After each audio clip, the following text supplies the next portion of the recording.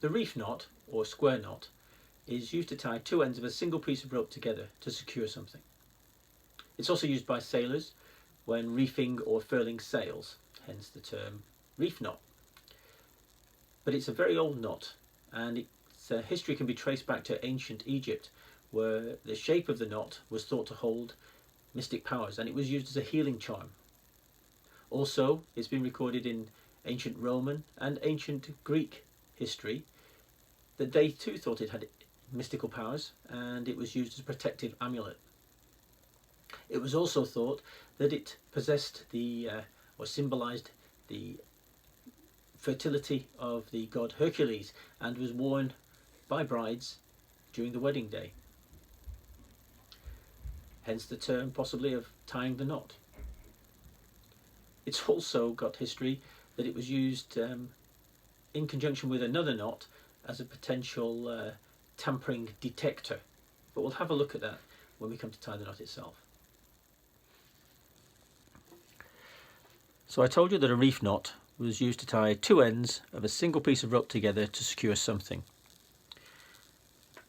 However, for demonstration purposes, what I'm going to use a green and a yellow rope, just so that you can see what's happening with the knot. There's also a little rhyme, if you like, that goes with tying the knot, and it's a very simple knot to tie. Right over left and round, then left over right and round. You'll know if you've done it right because both standing ends of the rope are on the same side, and if you hold the ropes or the two ends and push and pull, you'll find the knots slide over each other like that. Now last time I started right over left. It doesn't matter providing you stick to the same little rhyme of left over right and round,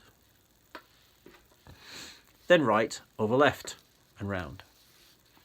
Again, both ends end up on the same side, and if you push, the knot slides over itself. One main problem with this knot is that the tighter that you pull it, the tighter the knot gets, which is fine up until the point that it jams. And then if you ever want to undo the knot, it becomes very, very tricky. The easiest way to undo a jammed reef knot is to take one side or one end of the rope and pull. And you do what's called capsizes the knot. Then all you need to do is it's much easier to loosen off, and you can slide the rope out. So once again, doesn't matter if it's right over left to start or left over right to start, but it's right over left and round, left over right and round, and pull. Both standing ends are on the same side of the working rope, and if I hold the two and push and pull, the ropes slide over each other. Now quite a lot of people say that that's how you can tell that it's worked, that you have a reef knot. However, you must also have these two ends on the same side, and I'll show you why. So here we have a knot that slides over itself. Looks like a reef knot, but it's not. It's actually another knot called a thief knot. And that loose end or standing end and that loose or standing end are on opposite sides of the rope. And what people would do is they would make this knot and then tuck these two ends away so that by all appearances it looks like a reef knot.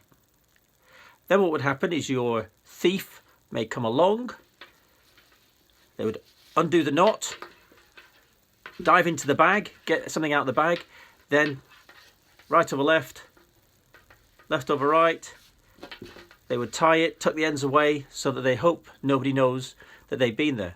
However, when the owner gets back, they look and they see the two ends on the same side, and they would know the bag or the load had been tampered with. How I make that thief knot is I make a loop, I go up, round,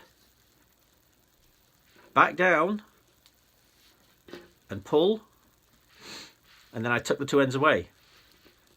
You can still slide it over itself, still looks like a reef knot, but with the two ends tucked away you can't tell it's actually a thief knot. Another big problem with the thief knot is that it's not secure. So if you pull it, it actually slides and can slide all the way to coming undone. It's not good for taking a load at all. So, the reef knot, the square knot, the Hercules knot, the wedding knot, and one other term I haven't yet mentioned, the brotherhood knot. It's used at the bottom of the World Scout badge, membership badge, and it represents the brotherhood of scouting and how the strength of scouting, no matter how much you try and pull us apart, will always stay together. Cheerio.